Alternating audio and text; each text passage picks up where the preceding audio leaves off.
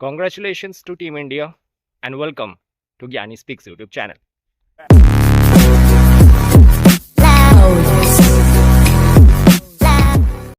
सबसे पहले तो इंडियन टीम को कुछ जगह एडवांटेज था, ये मानो या ना मानो, इंडियन फैंस ही कभी नहीं मानेंगे। टीम इंडिया को 2025 चैंपियंस ट्रॉफी जीतने के लिए बहुत बहुत मुबारक। The kind of game play they showed, they completely deserve it. जिस तरीके से उन्होंने अपना गेम प्ले शो किया है, वो definitely the best possible team थे इस पर्टिकुलर टूर्नामेंट में।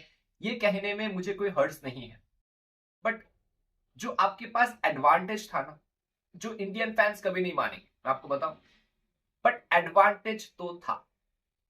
जो एडवांटेज था, अब एडवांटेज होना अलग चीज है और आपके पास रिसोर्सेस होना, उस एडवांटेज को यूज करने के लिए, वो दूसरा चीज है। इंडिया के पास प्रॉपर रिसोर्सेस थे उस छोटा मोटा जो एडवांटेज मिला है उसको यूज करने के लिए, and they made full use of. कौन से वेन्यू पे आप सारे मैचेस खेलेंगे चैंपियंस ट्रॉफी का, ये पता होना पहले से अलग चीज है, और उस वेन्यू पे आके अपने प्लान्स को एग्जीक्यूट करना, ये कंप्लीटली दूसरी चीज है, और ये समझना बहुत जरूरी है। हाँ, एडवांटेज था, बट उस एडवांटेज को जिस तरीके से टीम इंडिया ने यूज किया है, जो बाकी हिस्ट्री में भी बहुत सारे टीम्स के पास ऐसे एडवांटेजेस रहे हैं बट वो यूज नहीं कर पाए। समस्या यहां पे है, कहने का कोशिश हम ये कर रहे हैं। अब देखिए ना, कैसे स्पिनर्स मिडिल ओवर्स में आके गेम को तब्दील कर देते थे। दुबई में स्लो एंड स्लगिश कंडीशन, फिर रोहित एंड शुभमन गिल जिस तरीके से शुरुआत दिए हैं, विराट कोहली जिस तरीके से परफॉर्मेंस किए हैं श्रेयस अय्यर के साथ, जो मिडिल ओवर्स पूरा वो जकड़ के खेलते थे ये दोनों। कभी श्रेयस अय्यर चल जाते थे, कभी विराट कोहली चल जाते थे, कभी दोनों मिलकर चल जाते थे। KL Rahul as a finisher बन के उभरे हैं, हार्दिक पांड्या मैच्योर तरीके से मैचेस को फिनिश करे हैं, एंड रविंद्र जडेजा नीचे तो है ही। और कौन भूल सकता है अक्षर पटेल का नंबर 5 पे आके वो चिप इन करना, 30-35 रन प्लस 10-10 ओवर, बहुत क्रूशियल रोल रहा है अक्षर पटेल का। तो एक कंप्लीट टीम रहे हैं। पेस डिपार्टमेंट में देखोगे मोहम्मद शामी है, हार्दिक पांड्या ने चिप इन किया है डेथ ओवर्स में शुरुआत में, हर्षित राणा कुछ मैचेस खेले, वहां पे उन्होंने परफॉर्मेंस किया, अर्शदीप को तो मौका ही नहीं मिला। अगर आप इस कंट्रोवर्सी को साइड में रख के सोचोगे कि अगर इनको लाहौर, कराची, रावलपिंडी में जाके खेलने को मिलता, क्या इनके पास पेस बैटरी नहीं थे? शामी तो थे, हर्षित राणा थे, अर्शदीप सिंह थे, हार्दिक पांड्या थे, तो अभी भी 4-4 पेसर इनके पास थे। तो they got all basis covered. और जिस तरीके से टीम इंडिया का बैटिंग दुबई में परफॉर्मेंस किया है, ऐसे स्लगिश कंडीशन में, स्लो पिच में, अगर पाकिस्तान में जाके खेलने को मिलता ये तो 400 करते। तो एडवांटेज था दुबई में सारे मैचेस खेलने का, ये कोई एक्सक्यूज नहीं हो सकता। इन्होंने गेम प्ले इतना अच्छा दिखाया है हर एक मैच में कि वो जितना डिजर्व करते। मुझे पता है इस वीडियो में शायद मुझे कुछ गालियां पड़ने वाले हैं, कुछ बुरा भला सुनने को मिल सकता है, बट जो चीज दिख रहा है, जो चीज ऑब्वियस है, एकदम ही ऑब्वियस, दिमाग लगाओ या नहीं लगाओ, वो तो बोलना जरूरी है ना। अब गेम प्ले अच्छा था वो भी उसके ऊपर है, तो दोनों चीज मेंशन करना जरूरी है, बैलेंस बात करना जरूरी है। मुझे नहीं लगता कि बिल्कुल ही एडवांटेज नहीं था, ये बिल्कुल नहीं है, और इंडिया ने खराब खेल के भी चैंपियंस ट्रॉफी जीत लिया, ये भी नहीं है।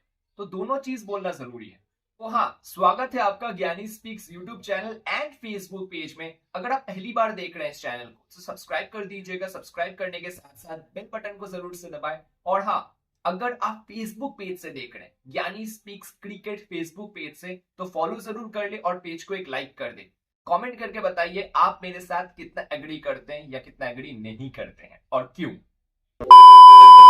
अब न्यूजीलैंड के मिस्टेक्स के ऊपर थोड़ा सा बात कर ले, शुरू से शुरू करते हैं। न्यूजीलैंड अगर स्क्वाड सिलेक्ट कर रहा था चैंपियंस ट्रॉफी के लिए, अब मैं पता है मैं सेमीफाइनल में जाऊंगा, मैं न्यूजीलैंड, ठीक है, और मेरे साथ बाकी 3 टीम्स और कौन हो सकते हैं? इंडिया डेफिनेटली होंगे, क्योंकि आईसीसी के पिछले 24 मैचेस में से ये 23 मैचेस जीत के बैठे हैं। वो 2023 ओडीआई वर्ल्ड कप फाइनल से हारे थे, अदरवाइज कोई भी मैच ये नहीं हारे हैं किसी भी टीम के साथ, ठीक है। तो ये तो पक्का सेमीफाइनल में जाएंगे और ये फाइनल में भी पहुंच सकते हैं, ठीक है। सेमीफाइनल में इंडिया और न्यूजीलैंड आमने सामने खेलता नहीं, क्योंकि वो एक ही ग्रुप का हिस्सा थे। तो अगर फाइनल में न्यूजीलैंड खुद को देख रहा था और उनको पता है कि इंडिया के सामने अगर फाइनल आ जाए तो दुबई में मैच होएगा, और अगर दुबई में मैच है तो हमें स्पिनर्स जरूरी है, क्योंकि यहाँ पे IL T20 के बहुत सारे मैचेस हो रखे थे, पिच यूज्ड अप था। ये इंडिया को पता था, उन्होंने अपना स्मार्टनेस दिखाया, अपने स्क्वाड में 5-5 स्पिनर्स रखे। और न्यूजीलैंड ने क्या किया, 4 से 5 पेसर्स रख के आए फॉर सम रीजन, मुझे समझ नहीं आया। उनके पास सैंटनर, ब्रेसवेल, ये दोनों लौते स्पिनर्स थे, बाकी कोई स्पिनर ही नहीं था स्क्वाड में। आपने काइल जेमिसन को लेके आए लॉकी फर्गुसन के जगह, आपके पास मैट हेनरी थे, आपके पास विलियम ओरोप थे, नेथन स्मिथ थे, जेकब डफी थे। 5-5 पेसर लेके आप क्या कर रहे थे? क्योंकि इसके चांसेस ज्यादा थे कि इंडिया फाइनल में जाएगा ही। इंडिया फाइनल में जाएगा तो दुबई में फाइनल होगा, जहां पे स्पिनर्स गेम में आने ही थे। ये हमें पहले से पता था, नॉन प्रोफेशनल क्रिकेटर होके, तो उनको तो पता ही होना चाहिए ना न्यूजीलैंड वालों को। मेरा सवाल बस इतना है न्यूजीलैंड वालों से कि आप इस शोधी को अपने कॉम्बिनेशन में नहीं रख सकते थे, जेकब डफी के जगह या नथन स्मिथ के जगह? क्या आप डीन फॉक्सक्रॉफ्ट जैसे ऑलराउंडर को अपने डोमेस्टिक सेक्टर से उठा के नहीं रख सकते थे, जो बैटिंग एंड बॉलिंग से बहुत अच्छे रिदम में है? क्या आप कोल मैकॉन्की जैसे ऑलराउंडर को अपने कॉम्बिनेशन में नहीं रख सकते थे? क्या आपके पास माइकल रिपन जैसे ऑलराउंडर नहीं थे? आपके पास इस शोधी, डीन फॉक्सक्रॉफ्ट, कोल मैकॉन्की, माइकल रिपन जैसे क्रूशियल स्पिन बॉलिंग ऑलराउंडर्स थे। इस शोधी तो चलो मेन स्पिनर है, बाकी 3 स्पिन बॉलिंग ऑलराउंडर्स थे जो अक्षर पटेल जैसा काम अपने कॉम्बिनेशन में कर सकते थे। बट आपने सिलेक्ट करना ही अपने स्क्वाड में सही नहीं समझा उनको। अगर आप इस शोधी को लाते, उससे आपके पास एक quality leg spin option add होता। Michael Rippon chinaman spin bowler जो आपके पास है ही नहीं अभी, ठीक है, प्लस ये बैटिंग भी करके दे सकते हैं। अगर आप डीन फॉक्सक्रॉफ्ट या फिर कोल मैकॉन्की को लाते, दोनों एक्सपीरियंस्ड बैटर्स हैं मिडिल ऑर्डर का, plus right arm off spin भी दोनों अच्छे खासे डाल के दे सकते हैं। दो डोमेस्टिक में 10-10 ओवर डालते हैं। तो पहले से ही आपके स्क्वाड में आप 1 से 2 स्पिनर्स शॉर्ट चल रहे थे। अब आते हैं फाइनल वाले मैच में। आपने नेथन स्मिथ को तो खिला लिया मैट हेनरी के जगह, किस वजह से? सिर्फ 2 ओवर करने के लिए। क्या आप मैट हेनरी से सिर्फ 2 ही ओवर करवाते? फिर तो 70% फिट मैट हेनरी को खिला ही लेते भाई। अगर आपको नेथन स्मिथ को खिला के सिर्फ 2 ही ओवर करवाना था उनसे, तो आप एक्स्ट्रा एक बैटर डेवन कॉनवे या मार्क चैपमैन को खिला लेते। मार्क चैपमैन तो आपको left arm Orthodox spin bowling भी पार्ट टाइम दे सकते थे ना। हो सकता है आपके टोटल में 20-25 रन और ऐड हो जाते। आपका जो 252 का टारगेट था वो 275 या 280 तक जा सकता था। प्रेशर बढ़ता, हो सकता है इंडिया टीम ज्यादा बेहतरीन तरीके से फंबल करते और आपके जीतने के चांसेस बढ़ जाते। You never know. और अगर आप नोटिस करेंगे फाइनल मैच में जब इंडिया चेस कर रहा था, 20वें ओवर में विराट कोहली आउट हो गए, ठीक है। अब वहां पे आए श्रेयस अय्यर। श्रेयस अय्यर रोहित शर्मा का पार्टनरशिप चल रहा था, ठीक है।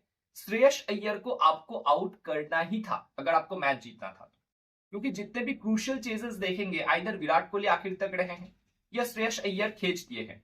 तो श्रेयस अय्यर को आउट करने के लिए आपने 20वें ओवर से 38th ओवर तक कोई पेसर, कोई शॉर्ट पिच बॉलिंग, कोई बाउंसर, ये ट्राई ही नहीं किया। आपने सेट होने दिया श्रेयस अय्यर को स्पिन बॉलिंग के सामने। 20 ओवर से 38th ओवर तक, मतलब बीच के 18 ओवर कोई पेस बॉलिंग अटैक आपने लगाया ही नहीं, और यहाँ पे श्रेयस अय्यर सेट हो गए। क्योंकि जितने भी क्रूशियल चेजेस इंडिया किया है इस दुबई के स्लगिश कंडीशन के अंदर, वहां पे मिडिल ओवर्स में ये श्रेयस अय्यर, विराट कोहली एंड लास्ट में जाके हार्दिक जिस तरीके से फिनिश किए है ना, वो बहुत क्रूशियल रहा है।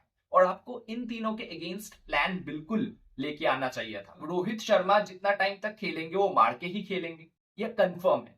तो मारने के चक्कर में वो कभी भी आउट भी हो सकते हैं, जैसे कि वो ज्यादातर मैचेस में होते हैं, कभी जल्दी कभी लेट। बट आपको श्रेयस अय्यर जो ग्लू की तरह खेलते हैं, स्पिनर को बहुत ही अच्छे तरीके से मैन्यूवर करते हैं, अटैक करते हैं, डॉज करते हैं, तो उनको आउट करना बहुत जरूरी था। और आपने श्रेयस अय्यर के सामने स्पिन को लगा के ही रखा, ये बहुत बड़ा गलती था फाइनल मैच में। अपने स्क्वाड में स्पिन बॉलिंग ऑलराउंडर्स या मेन स्पिनर्स ज्यादा ना रखना। फाइनल के दिन मैट हेनरी जैसे अपने मेन बॉलर के जगह नेथन स्मिथ को खिलाते हैं, फिर 2 ही ओवर करवाते हैं। फिर श्रेयस अय्यर जैसे बैटर के सामने आप 18 ओवर स्पिन खिलाते हैं और उनको सेट होने देते हैं। इतना गलती करेंगे तो मुझे नहीं लगता आप चैंपियन होने के बिल्कुल डिजर्विंग है। तो वीडियो खत्म करने से पहले again congratulations to team India, very very well deserved. And मुझे कोई सवाल नहीं है, आपने जिस तरीके से गेम प्ले दिखाया है, आप जीतना डिजर्व करते हैं 100%। एंड दोस्तों, वीडियो अगर पसंद आए तो एक लाइक जरूर कर दीजिएगा। चैनल पे नए हैं तो सब्सक्राइब कर लें। सब्सक्राइब करने के साथ साथ बेल बटन को जरूर से दबाएं। और अगर आप इस वीडियो को शेयर कर सकते हैं अपने इंस्टा स्टोरी में या फिर अपने फेसबुक पेज में, तो जरूर से कर दीजिएगा। मेरा बहुत बहुत बहुत हेल्प हो जाएगा। शुक्रिया आपका। The Pope takes a poop and the President too, and the fancy pants banker in his three-piece suit. The big fat jet